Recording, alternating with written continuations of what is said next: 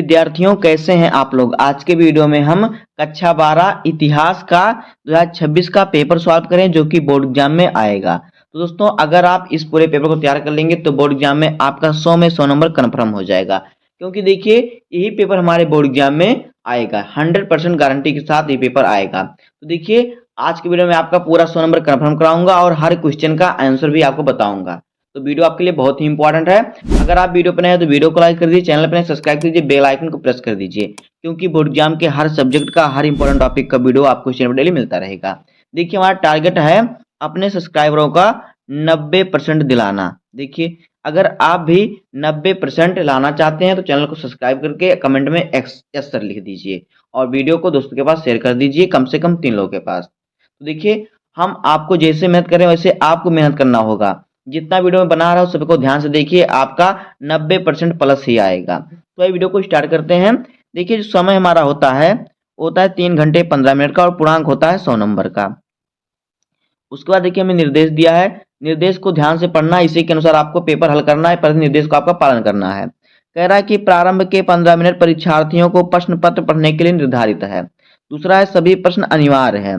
तीसरा है इस प्रश्न पत्र में 5 खंड है, खंड का में 10 बहुविकल्पीय प्रश्न है, खंड खा में 5 अति लघु उत्तरीय प्रश्न है और खंड गा में 6 लघु उत्तरीय प्रश्न है, खंड घा में 3 विस्तृत उत्तरीय प्रश्न है और खंड अंगा में 10 ऐतिहासिक व 5 मानचित्र से संबंधित प्रश्न है। इस प्रकार देखिए आपको इतने प्रश्न आएंगे जहां से आपका 100 नंबर का पेपर होगा।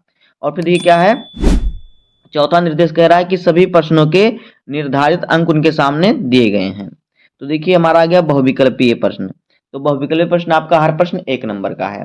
तो पहला क्वेश्चन है, हड़प्पा संस्कृति के किस स्थल से मनका बनाने का प्रमाण प्राप्त हुआ है। ए ऑप्शन है धौलावीरा, बी ऑप्शन है रोपड़, सी ऑप्शन है चन्हूदड़ो और डी ऑप्शन है कालीबंगा। तो देखिए हड़प्पा संस्कृति के चन्हूदड़ो स्थल से मनका बनाने का जो है प्रमाण प्राप्त हुआ है। तो यहाँ पे ऑप्शन हमारा सी जो है ये सही हो जाएगा। उसका दूसरा क्वेश्चन है, लगभग 78 ईस्वी का संबंध है। ए ऑप्शन है गुप्त शासन का आरंभ, बी ऑप्शन है कनिष्क का राज्यारोहण, सी ऑप्शन है मौर्य साम्राज्य का अंत और डी ऑप्शन है अशोक का शासन। तो इसका सही उत्तर जो हमारा है ये हो जाएगा कनिष्क का राज्यारोहण। तो यहाँ पे ऑप्शन नंबर हमारा बी सही हो जाएगा। उसके बाद देखिए अगला क्वेश्चन क्या है, अगला क्वेश्चन हमारा है मनुस्मृति का काल यानी मनुस्मृति का समय कब से कब तक है।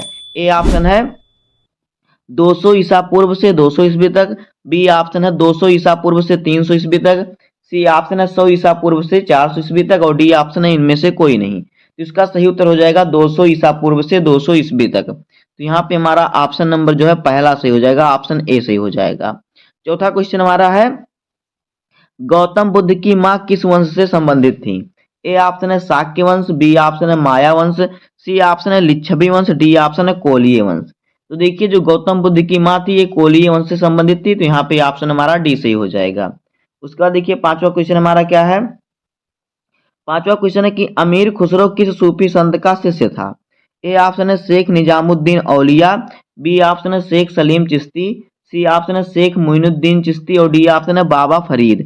तो देखिए अमीर खुसरो जो थे वो शेख निजामुद्दीन औलिया के शिष्य थे। तो यहाँ पे हमारा ऑप्शन नंबर जो है ए सही हो जाएगा।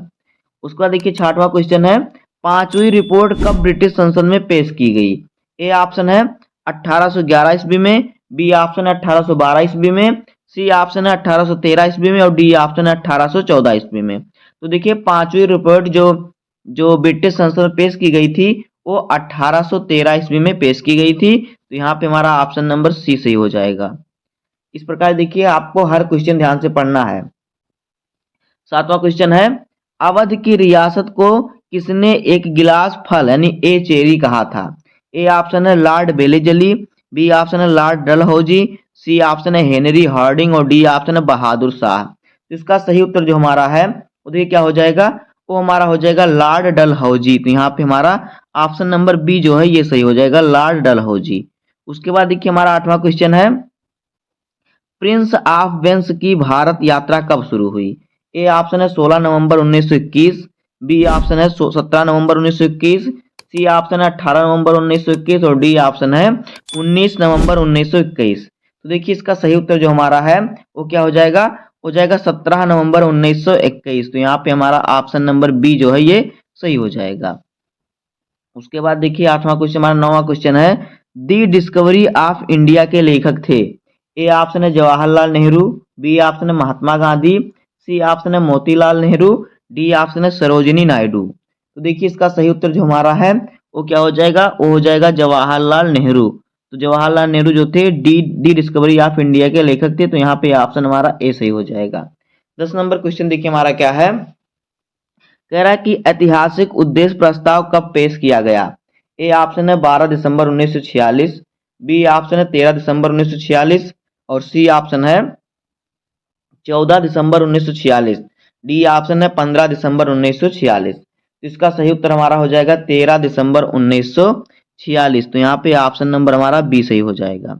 उसके बाद देखिए हमारा क्या गया, अति लघुत्तरीय प्रश्न। तो अति लघुत्तरीय प्रश्न आपका जो है हर प्रश्न यहाँ पे 2 नंबर का होगा।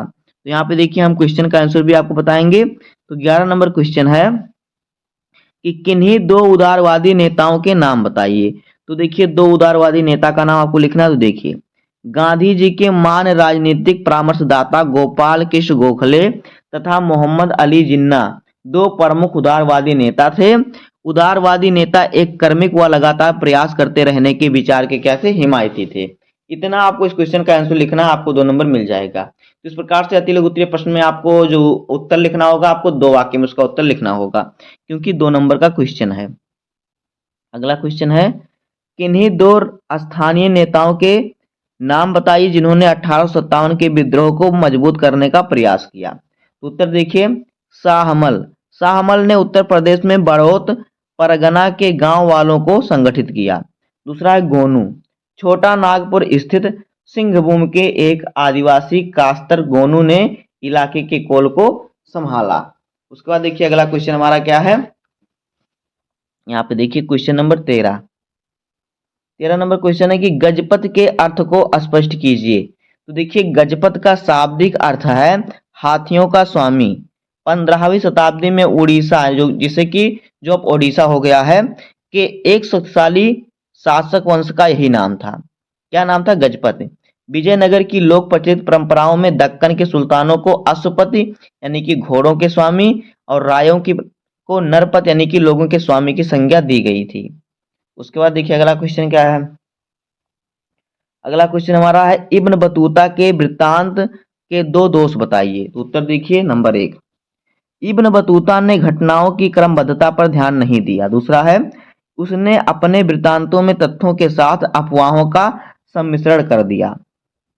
इस प्रकार से आपको सभी क्वेश्चन का आंसर लिखना है। 15 नंबर क्वेश्चन है हड़प्पा कालीन प्रमुख केंद्रों का एक विवरण प्रस्तुत करें।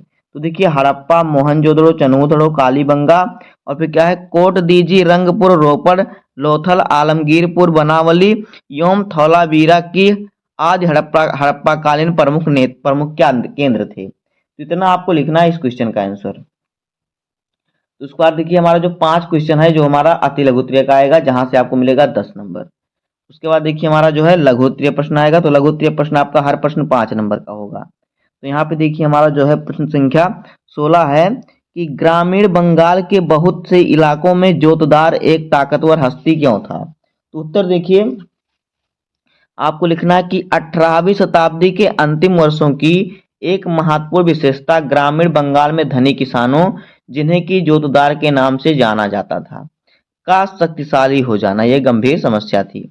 19वीं शताब्दी के प्रारंभिक वर्षों में जोतदार अत्यधिक शक्तिशाली बन गए थे। निम्नलिखित कारणों से उनकी शक्ति के विकास में योगदान हुआ। निम्नलिखित कारणों से उनकी शक्ति बढ़ी। देखिए नंबर 1 है जोतदारों के पास जमीन के विशाल रकबे थे, यानी बहुत बड़े बड़े रकबे थे, 1000 एकड़ 2000 एकड़। कुछ जोतदारों के पास तो हजारों एकड़ भूमि थी, जिसके परिणाम स्वरूप उनकी आर्थिक एवं सामाजिक सत्ता में अत्यधिक वृद्धि हो गई। दूसरा है स्थानीय व्यापार एवं साहूकारी के कारोबार पर भी जोतदार का नियंत्रण स्थापित था। परिणाम स्वरूप उस क्षेत्र के गरीब काश्तकार उनकी व्यापक शक्ति से भयभीत रहते थे। तीसरा है वह अपनी भूमि के एक विशाल भाग पर बटाईदार, जिन्हें अधियार अथवा बरगादार भी कहा जाता था, से खेती करवाते थे। बटाईदार एक प्रकार से जोतदार के अधीन होते थे। उसके बाद देखिए हमारा 17 नंबर क्वेश्चन क्या है। 17 नंबर क्वेश्चन हमारा है, विजयनगर की जल आवश्यकताओं को किस प्रकार पूरा किया जाता था। उत्तर देखिए, विजयनगर का क्षेत्र प्रायद्वीप के सर्वाधिक शुष्क क्षेत्रों में से एक था, अतः स्वाभाविक रूप से राजधानी नगर के चुनाव में जल संपदा की और विशेष रूप से ध्यान दिया जाता था। विजयनगर की जल आवश्यकताओं को तुंगभद्रा नदी द्वारा निर्मित एक प्राकृतिक जलकुंड से पूरा किया जाता था। विजयनगर की अधिकांश जल आवश्यकताओं को हिरिया नहर से पूरा किया जाता था। इसका निर्माण संभवतः संगम वंश के राजाओं ने करवाया था। तुंगभद्रा पर बनाए गए बांध से इस नहर में पानी लाया जाता था। इस नहर का प्रयोग धार्मिक केंद्र से शहरी केंद्र को पृथक करने वाली घाटी में सिंचाई संबंधी कार्यों के लिए किया जाता था। इतना आपको इस क्वेश्चन का आंसर लिखना है। उसके बाद देखिए अगला क्वेश्चन हमारा क्या है। अगला क्वेश्चन है कि भारत छोड़ो आंदोलन के क्या कारण थे। उत्तर देखिए, भारत छोड़ो आंदोलन के प्रमुख कारण निम्नलिखित थे। नंबर 1, पहला कारण यह था कि जापान के आक्रमण का भय बढ़ रहा था। गांधी जी चाहते थे कि भारत को उस आक्रमण से बचाया जाए। यह तभी हो सकता था यदि अंग्रेज लोग भारत छोड़ देते। दूसरा कारण यह था कि अंग्रेजों की हर जगह हार हो रही थी। उनके हाथों से सिंगापुर और म्यांमार निकल गए। गांधी जी का यह विचार था कि यदि अंग्रेजों ने हिंदुस्तान को न छोड़ा तो इस देश के लोगों का भी वही दुर्दशा होगा जो वर्मा और मलाया के लोगों का हुआ था। तीसरा कारण देखिए क्या है। आंदोलन को प्रारंभ करने का एक और कारण था कि हिटलर और उसके साथियों का प्रोपेगेंडा बढ़ रहा था और उसका प्रभाव भारतीयों पर भी पड़ रहा था। सुभाष चंद्र बोस स्वयं बर्लिन से हिंदुस्तानी भाषा में ब्रॉडकास्ट कर रहे थे, ऐसा महसूस किया गया। उसके बाद देखिए अगला क्वेश्चन हमारा क्या है। क्वेश्चन नंबर 19 देखिए, कह रहा है कि रुद्र दमन के प्रस्तर अभिलेख में से हमें सुदर्शन झील के विषय में क्या जानकारी मिलती है। तो देखिए इसका उत्तर आपको कैसे लिखना है। यहाँ पे देखिए, सुदर्शन झील एक कृत्रिम जलाशय था। हमें इसका ज्ञान लगभग दूसरी शताब्दी के संस्कृत के एक पाषाण अभिलेख से होता है। इस अभिलेख को शक शासक रुद्रदमन की उपलब्धियों का उल्लेख करने के लिए बनवाया गया था। इस अभिलेख में कहा गया कि जलद्वारों तथा तटबंधों वाली इस झील का निर्माण मौर्य काल में एक स्थानीय राज्यपाल द्वारा किया गया था, लेकिन एक भीषण तूफान के कारण इसके तटबंध टूट गए और सारा पानी बह गया। तो बताया जाता है कि तत्कालीन शासक रुद्रदमन ने इस झील की मरम्मत अपने खर्चे से करवाई और इसके लिए अपनी प्रजा से कर भी नहीं लिया था। उसके बाद देखिए अगला क्वेश्चन हमारा क्या है। Question number 20। तो 20 नंबर क्वेश्चन हमारा है जो कि 5 नंबर वाला क्वेश्चन है। यहाँ पे देखिए क्या कह रहा है। क्वेश्चन हमारा है कि भक्ति आंदोलन के कारणों का वर्णन कीजिए। तो देखिए उत्तर आपको लिखना है, भक्ति आंदोलन के प्रमुख कारण निम्नलिखित है। नंबर 1, मुस्लिम शासकों के बर्बर शासन से कुंठित एवं उनके अत्याचारों से त्रस्त हिंदू जनता ने ईश्वर की शरण में अपने आप को अधिक सुरक्षित महसूस कर भक्ति मार्ग का सहारा लिया। दूसरा है, हिंदू एवं मुस्लिम जनता के आपस में सामाजिक एवं सांस्कृतिक संपर्क से दोनों के मध्य सद्भाव, सहानुभूति एवं सहयोग की भावना का विकास हुआ। इस कारण से भी भक्ति आंदोलन के विकास में सहयोग मिला। तीसरा देखिए क्या है। तीसरा कारण है कि सूफी संतों की उदार एवं सहिष्णुता की भावना तथा अक्सरवाद में उनकी प्रबल निष्ठा ने हिंदुओं को प्रभावित किया, जिस कारण से हिंदू इस्लाम के सिद्धांतों के निकट संपर्क में आए। और चौथा कारण है, हिंदुओं ने सूफियों की तरह अक्सरवाद में विश्वास करते हुए ऊंच नीच एवं जात पात का विरोध किया। शंकराचार्य का ज्ञान मार्ग व अद्वैतवाद पर अब साधारण जनता के लिए बोधगम्य नहीं रह गया था। उसके बाद देखिए हमारा अगला क्वेश्चन है। क्वेश्चन नंबर 21 कह रहा है कि उद्देश्य प्रस्ताव में किन आदर्शों पर जोर दिया गया। तो उत्तर देखिए, जवाहरलाल नेहरू ने 13 दिसंबर 1946 को संविधान सभा के सामने एक ऐतिहासिक प्रस्ताव प्रस्तुत किया, जिसे उद्देश्य प्रस्ताव के नाम से जाना जाता है। उद्देश्य प्रस्ताव में निम्नलिखित आदर्शों पर जोर दिया गया। नंबर 1 है, उद्देश्य प्रस्ताव में भारत को एक स्वतंत्र संप्रभु गणराज्य घोषित किया गया। नागरिकों को न्याय, समानता और स्वतंत्रता का आश्वासन दिया गया। अल्पसंख्यकों, पिछड़े व जनजातीय क्षेत्रों और दलित एवं अन्य पिछड़े वर्गों के लिए पर्याप्त रक्षात्मक प्रावधान किए जाने का वचन दिया गया। और चौथा है, जवाहरलाल नेहरू ने इन उद्देश्यों को रेखांकित करते हुए भारतीय प्रयोग को एक विस्तृत ऐतिहासिक संदर्भ में प्रस्तुत किया। अब देखिए हमारा आ गया विस्तृत उत्तरीय प्रश्न। यहाँ पे हर प्रश्न आपका 10 नंबर का होता है। तो देखिए यहाँ पे हमारा 22 नंबर क्वेश्चन है कि महावीर के जीवन और उनकी विशिष्टताओं का चर्चा कीजिए। अथवा स्तूप से आप क्या समझते हैं, स्तूप के प्रकारों व इनके विभिन्न अंगों का वर्णन कीजिए। तो यहाँ पर देखिए आपको दोनों में से सिर्फ एक क्वेश्चन का आंसर लिखना होगा, जहां से आपको 10 नंबर मिलेगा। 23 नंबर क्वेश्चन है, सूफीवाद क्या है, इसके मूलभूत सिद्धांत का वर्णन कीजिए। अथवा भारतीय राष्ट्रीय आंदोलन में महात्मा गांधी की भूमिका का मूल्यांकन कीजिए। तो यहाँ पर भी आपको सिर्फ दोनों में से सिर्फ एक क्वेश्चन का आंसर लिखना है, आपको यहाँ से भी 10 नंबर मिल जाएगा। उसके बाद देखिए हमारा 24 नंबर क्वेश्चन है, असहयोग आंदोलन पर निबंध लिखिए अथवा हड़प्पा सभ्यता के पतन के कारण लिखिए। तो यहाँ पर भी आपको देखिए दोनों में से सिर्फ एक क्वेश्चन का आंसर लिखना है, यहाँ से भी आपको 10 नंबर मिल जाएगा। यानी कि आपका जो विस्तृत ये प्रश्न आएगा वहां से आपको 6 प्रश्न दिए जाएंगे, 6 में से आपको 3 प्रश्न का उत्तर लिखना होगा, जहां से आपको 30 नंबर मिलेंगे। उसके बाद देखिए हमारा 25 नंबर क्वेश्चन क्या है, ये आपका 10 नंबर का क्वेश्चन है, कह रहा है निम्नलिखित ऐतिहासिक तिथियों से संबंधित घटनाओं का उल्लेख कीजिए। आपको 10 ऐतिहासिक तिथि दी जाएगी, उस पर आपको घटना का उसकी कौन सी घटना कब घटी थी आपको बताना है। तो देखिए यहाँ पे हमें दिया है, पहला है 185 ईसा पूर्व में। तो देखिए 185 ईसा पूर्व में क्या हुआ था, मौर्य वंश का पतन हुआ था। फिर है 321 ईसा पूर्व, इसमें क्या हुआ था, मौर्य साम्राज्य की स्थापना हुई थी। फिर है 563 ईसा पूर्व, तो इसमें गौतम बुद्ध का जन्म हुआ था। फिर है 375 ईस्वी, इसमें क्या होता है देखिए समुद्रगुप्त का शासन था। फिर है 606 ईस्वी, हर्षवर्धन का राज्यभिषेक हुआ था। 1539 ईस्वी में क्या हुआ था, चौसा युद्ध हुआ था। 1780 ईस्वी में क्या हुआ था, हैदर अली और अंग्रेजों के बीच क्या संघर्ष लड़ा गया था, संघर्ष चल रहा था। उसके बाद देखिए क्या है, अगला है 1828 ईस्वी। तो यहाँ 1828 में ब्रह्म समाज की स्थापना हुई थी राजा राम मोहन राय के द्वारा। फिर है 1917 ईस्वी, इसमें चंपारण सत्याग्रह आंदोलन चलाया गया। फिर है 1928 ईस्वी, इसमें क्या हुआ, साइमन कमीशन भारत आया। इस प्रकार से आपको लिख देना, आपको 10 नंबर यहाँ से आपको मिल जाएगा। फिर देखिए हमारा अगला क्वेश्चन क्या है, 26 नंबर क्वेश्चन है कि दिए गए भारत के रेखांकित मानचित्र पर निम्नलिखित स्थानों को लिखिए और सही नाम, आपको देखिए क्या स्थान पर दर्शाना, उनका नाम भी लिखना है। सही नाम तथा सही स्थान दर्शाने के लिए आपको 1+1 अंक निर्धारित किए गए हैं। चिन्ह द्वारा दर्शाए उनके नाम भी लिखिए। तो देखिए हमें 5 क्वेश्चन दिए जाते हैं, तो क्या करना होता है आपको।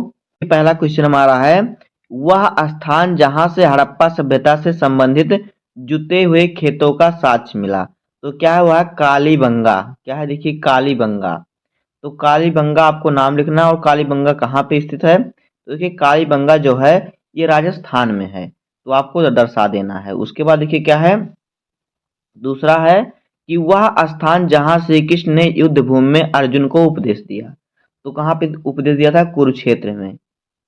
और कुरुक्षेत्र कहाँ पे स्थित है, कुरुक्षेत्र देखिए हरियाणा में स्थित है। उसके बाद देखिए अगला क्वेश्चन है, वह स्थान जहां आनंद भवन स्थित है। तो आनंद भवन प्रयागराज में स्थित है। प्रयागराज कहाँ पे है, इलाहाबाद में। इलाहाबाद कहाँ पे है, उत्तर प्रदेश में है। फिर चौथा है, वह स्थान जहां पर स्वामी विवेकानंद का जन्म हुआ। कोलकाता में उनका जन्म हुआ था। कहाँ पे, कोलकाता में, जो कि कहाँ है, पश्चिम बंगाल में है। आगे, वह स्थान जहां पर इमामबाड़ा स्थित है। तो इमामबाड़ा लखनऊ में स्थित है। और लखनऊ कहाँ पे स्थित है, लखनऊ उत्तर प्रदेश में स्थित है, उत्तर प्रदेश की राजधानी है। तो दोस्तों इस प्रकार से आपको देखिए क्लास 12 इतिहास का पूरा पेपर तैयार कर लेना है। आपको पूरा 100 में से 100 नंबर मिलेगा अगर आप पूरे वीडियो को पूरा देख लिए होंगे। तो देखिए अगर आपको पूरा क्वेश्चन मालूम हो जाएगा तो आपको पूरा 100 में 100 नंबर मिलेगा, अगर आप यही पेपर तैयार कर लेंगे तो। बस आज की वीडियो में इतना ही। उम्मीद करता हूँ आपको वीडियो पसंद आया होगा। अगर आपको वीडियो पसंद आए तो वीडियो को लाइक करिए, चैनल पर सब्सक्राइब कर दीजिए। मिलते हैं किसी नेक्स्ट वीडियो में, तब तक के लिए धन्यवाद। जय हिंद।